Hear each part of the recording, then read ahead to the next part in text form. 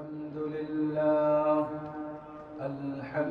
لله نحمده ونستعينه ونستغفره ونعوذ بالله من شرور أنفسنا ومن سيئات أعمالنا.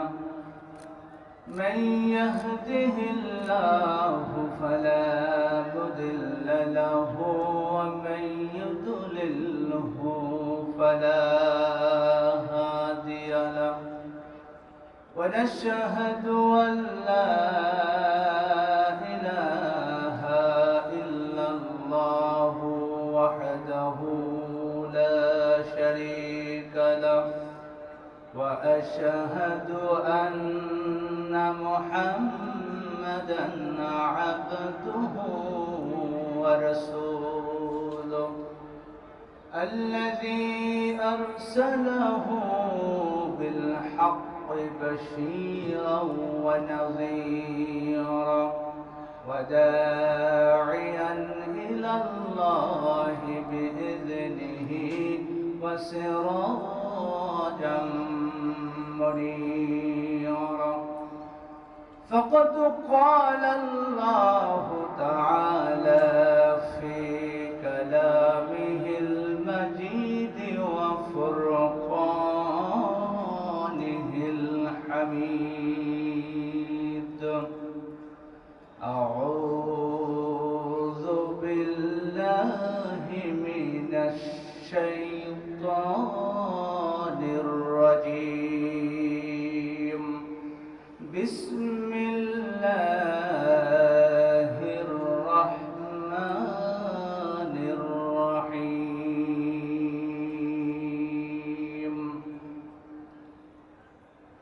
إن الله وملائكته يصلون على النبي يا أيها الذين آمنوا صلوا عليه وسلموا تسليما. اللهم صل على سيدنا مولانا محمد وعلى آل سيدنا رسولنا محمد.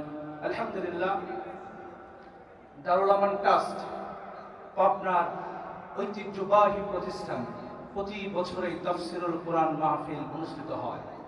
2025 সালের 16ই ডিসেম্বর এবং 17 ডিসেম্বর 2 দিন ব্যাপী মাহফিলের সম্মানিত সভাপতি, বাংলাদেশ জামাত ইসলামী কেন্দ্রীয় শূরার অন্যতম সদস্য, পাবনা জেলা শাখার সংগ্রামী আমির, পাবনা 4 আটঘরিয়া ঈশ্বরদীর জননেতা, পাবনা 4-এর বাংলাদেশ জামাত ইসলামী দারিফুল্লাহর কান্ডারি জননেতা অধ্যাপক আবু তালেব মন্ডল, অন্যান্য অতিথিবৃন্দ, ওলামায়ে কেরাম, সামনে ভবিষ্ঠ প্রিয় ভাই ও বন্ধুগণ, পর্দার আড়ালের মা ও বোনেরা, সামনে আমরা সকলেই অবগত আছি বাংলাদেশের 13তম জাতীয় সংসদ আগামী 2026 সালের 12ই ফেব্রুয়ারিতে অনুষ্ঠিত হবে। প্রিয় ভাই ও বন্ধুগণ, আপনারা জানেন বাংলাদেশ সহ সারা পৃথিবীতে যত রাষ্ট্র আছে, রাষ্ট্রের যারা ক্ষমতা দখল করে অথবা ক্ষমতায় আসে, তখন মানুষ বেঁধে রাষ্ট্রের 2 ধরনের পরিবর্তন বা 2 ধরনের অবস্থা দেখা দেয়।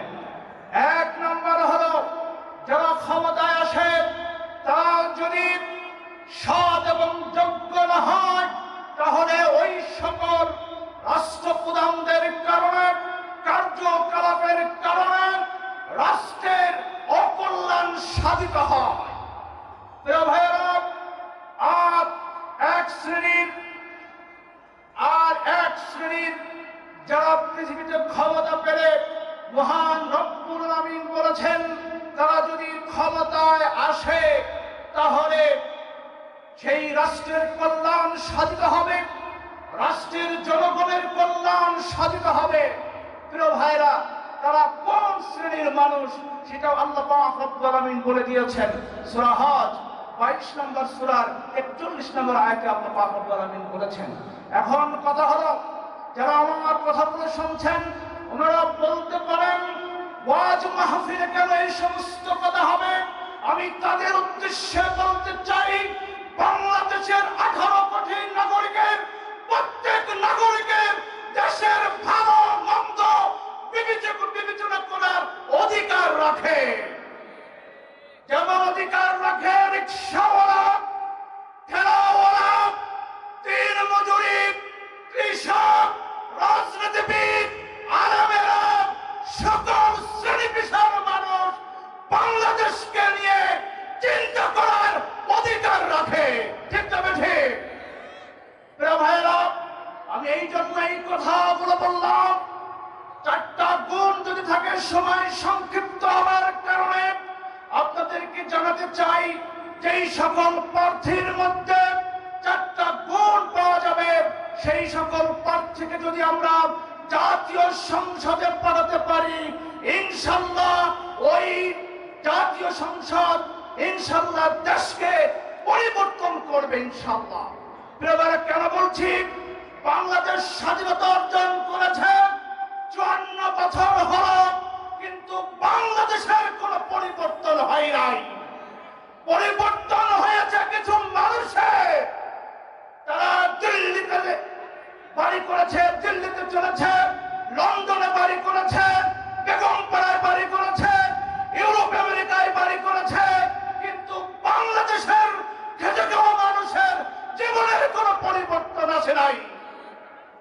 ভাইয়েরা, 4টা গুণ যদি আমরা ফলো করে যদি জাতীয় সংসদে আমরা প্রতিনিধি পাঠাতে পারি, ইনশাআল্লাহ কোন ব্যক্তির পরিবর্তন হবে না, পরিবর্তন হবে বাংলাদেশের সকলের পরিবর্তন হবে ইনশাআল্লাহ। সেই 1 নম্বর গুণ আল্লাহ বলছেন, আল্লাযীনা ইম্মাক্কান্নাহুম ফিল আরদি আকামুস সালাতা ওয়া আতাউজ যাকাতা ওয়া আমারু বিল মা'রুফি ওয়া নাহাউ আনিল মুনকার। প্রিয় ভাইরা, মহান রব্বুল আমিন বলছেন, যার মধ্যে 1 নাম্বার গুণ কোন প্রার্থীর মধ্যে যদি দেখেন যিনি নামাজ কায়েম করবেন, ক্ষমতায় আসার পরে যিনি নামাজ কায়েম করবেন, এমন লোককে প্রতিনিধি হিসাবে পাঠাতে হবে।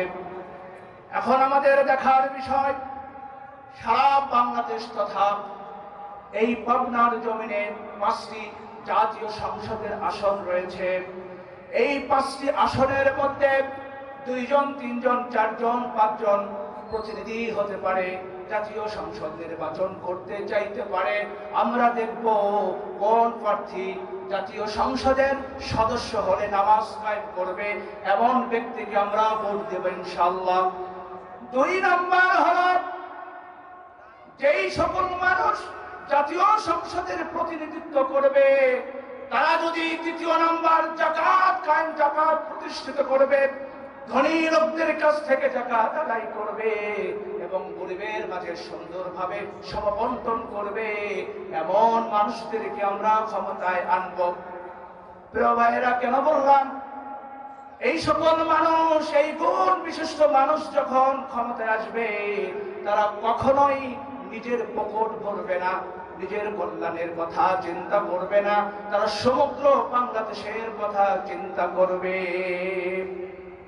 3 নাম্বার গুণ যাদের মধ্যে আমরা পাবো, যারা অসৎ কাজ থেকে মানুষদেরকে দূরে রাখবে। এখন প্রশ্ন হলো, যে সকল প্রার্থী নিজেরাই অসৎ কাজ করে, তারা কিভাবে ক্ষমতায় আসলে অসৎ কাজ দূরীভূত করতে যাবে? সম্মানিত ভাইরা, যেই সকল মানুষগুলো ক্ষমতায় আসলে নিজেরা অসৎ কাজ করবে না এবং অসৎ কাজ থেকে দূরে রাখবে এমন মানুষদেরকে আমরা ভোট দেব ইনশাআল্লাহ। কেন বলছি এই কথা? যেই সকল মানুষ ক্ষমতায় আসলে আগে দুর্নীতি করবে, রাহাজানি করবে, চাঁদাবাজি করবে, এই সকল লোকদেরকে যদি আমরা ক্ষমতায় আনি, নিঃসন্দেহে এই দেশের কল্যাণ হবে না, এই দেশের ভাগ্যের পরিবর্তন হবে না। ওই সকল মানুষদেরকে আমরা ক্ষমতায় আনবো যারা নাকি নিজেরা অসৎ কাজ করবে না, দুর্নীতি করবে না, রাহাজানি করবে না, চাঁদাবাজি করবে না এবং করতেও দিবে না। এই সকল গুণ বিশিষ্ট লোকদেরকে ইনশাআল্লাহ আমরা ভোট দিয়ে জাতীয় সংসদে পাঠাবো। প্রিয় ভাইরা, 4 নম্বর গুণ মহান রব্বুল আলামিন বলে দিচ্ছেন, এবং সৎ কাজের আদেশ যারা করবে এই সকল মানুষদেরকে ক্ষমতায় যদি আমরা আনতে পারি ইনশাআল্লাহ ওই সকল মানুষ খেটে খাওয়া মানুষের ভাগ্যের পরিবর্তন করার চেষ্টা করবে ইনশাআল্লাহ। প্রিয় ভাইরা, 4 নম্বর গুণ অসৎ কাজ করার জন্য মানুষদেরকে আদেশ করবে।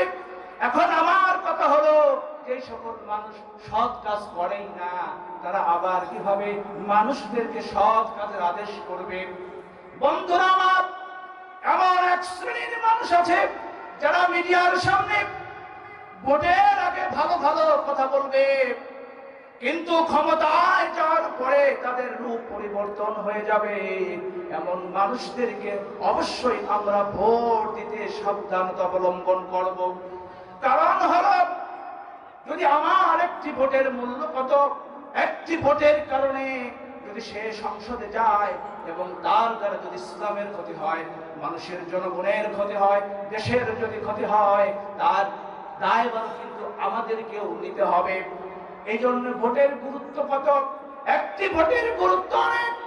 প্রিয় ভাইয়েরা, একজন রিকশাওয়ালার ভোটের মূল্য যেমন, একজন খেটে খাওয়া মানুষের ভোটের মূল্য যেমন, একজন ইমামের ভোটের মূল্য তেমন, একজন ডিসি সাহেবের ভোটের মূল্য তেমন, একজন ওসি সাহেবের ভোটের মূল্য তেমন, একজন সমাজপতির ভোটের মূল্য তেমন। সুতরাং আমরা ভোট দেওয়ার ক্ষেত্রে অবশ্যই সাবধানতা অবলম্বন করব। প্রিয় ভাইয়েরা, এই জন্য এই কথাগুলো বললাম। এই কথা এই জন্য বলেছি যে আগামীতে জাতীয় সংসদ হবে, আর সময় কম থাকার কারণে আমি এই আয়াত বেছে নিয়েছি। বন্ধুগণ, মহান রব্বুল আমিন ভালো মানুষদের সাথে থাকার জন্য বলেছেন, যে সকল মানুষগুলো সৎ, দক্ষ, দেশপ্রেমী, এদের সাথে যদি আমরা থাকি মহান রব্বুল আমিন খুশি হবে। আল্লাহ বলছেন, ইয়া আইয়ুহাল্লাযীনা আমানু তাকুল্লাহ ওয়া কুনু মা'আস সাদিকিন। আল্লাহ বলছেন, ওহে ঈমানদারেরা, তোমরা আল্লাহকে ভয় করো, আল্লাহকে ভয় করো, আর তোমরা সত্যবাদীদের সাথে থাকো। সত্যবাদীদের সাথে থাকার মানে হলো, যারা সৎ, যারা ভালো মানুষ, তাদের সাথে থাকো। এখন সাথে থাকার অর্থ ইনশাআল্লাহ ভোটও বটে। এখন অনেক মানুষ অনেক কথা বলতে পারে, কোরআন শরীফে তো ডাইরেক্টলি ভোটের কথা নাই, এমন কথা কিন্তু সমাজের মানুষ বলছে। তাহলে কিসের জন্য ওয়াজ মাহফিলে ইমামেরা কিসের জন্য ভোটের কথা বলে? প্রিয় ভাইরা, ডাইরেক্টলি নাই। আপনারা জেনে থাকবেন, নামাজ যেভাবে আমরা 5 ওয়াক্ত নামাজ পড়ি, যেই কয় ওয়াক্ত নামাজ, যেই কয় রাকাত পড়তে হয়, নির্দিষ্ট করে কোরআন শরীফে লেখা নাই। প্রিয় ভাইরা, নামাজের কথা কোরআন শরীফে আছে, কিন্তু কিভাবে নামাজ পড়তে হবে তা মহান রব্বুল আমিনের হাবিব আমাদেরকে শিক্ষা দিয়েছেন। তেমনি প্রিয় ভাইরা, যদিও ডাইরেক্টলি ভোটের কথা কোরআন শরীফে নেই, কিন্তু আপনারা জানেন একটি দেশের ক্ষমতা লাভ করা যায় কয়েকটি ধরনে। 1 নম্বর ধরন, যেমন শেখ হাসিনা শিখিয়েছে, দিনের ভোট রাতে করা যায়, দিনের ভোট রাতে করে ক্ষমতায় আসা যায়। আর একটা ভাবে আসা যায়, যুদ্ধ করে দেশ জয় করার মাধ্যমে আসা যায়। আরেকটি মাধ্যম হলো গণতান্ত্রিক মাধ্যমে, গণতান্ত্রিক উপায়ে ভোট বিপ্লবের মাধ্যমে আগামীতে জাতীয় সংসদে যাওয়া যায়। সুতরাং কোরআন শরীফে যদি ভোটের কথা ডাইরেক্ট না থাকে, ক্ষমতা অর্পণের জন্য, ক্ষমতার জন্য, দেশকে কোরআনের আইন ভাবে চালানোর জন্য অবশ্যই গণতান্ত্রিক উপায় হচ্ছে ভোট। এই জন্যে অবশ্যই আমরা ভোট দেওয়ার ক্ষেত্রে ইনশাল্লাহ আমরা সাবধানতা অবলম্বন করব। প্রিয় ভাইয়েরা, আপনারা জানেন এই পাবনার 5 আসন শহরে আমাদের প্রিয় ভাই অধ্যাপক ইকবাল হোসেন, এরপরে পাবনা 4 আমাদের প্রিয় ভাই, আমাদের প্রিয় রাহাবার অধ্যাপক আবু তালেব মন্ডল, এবং 1 নম্বর আমিরে জামাত, সাবেক আমিরে জামাত, শহীদ আমিরে জামাতের সন্তান। এরকম আপনারা জানেন 5টি আসন আছে। ইনশাল্লাহ আপনাদের বলতে চাই, দল মনের কথা বলবো না, ইনশাল্লাহ যারা সৎ, যারা যোগ্য, যারা নামাজ কায়েম করবে, যারা জাকাত প্রতিষ্ঠিত করবে, অসৎ কাজ থেকে দূরে রাখবে এবং সৎ কাজে আদেশ দিবে, এরকম প্রার্থীদেরকে ভোট দেওয়ার আহ্বান করে আমি আমার সংক্ষিপ্ত বক্তব্য এখানেই শেষ করছি। ওয়া আখির দাওয়ানা আনিল হামদুলিল্লাহি রাব্বিল আলামিন।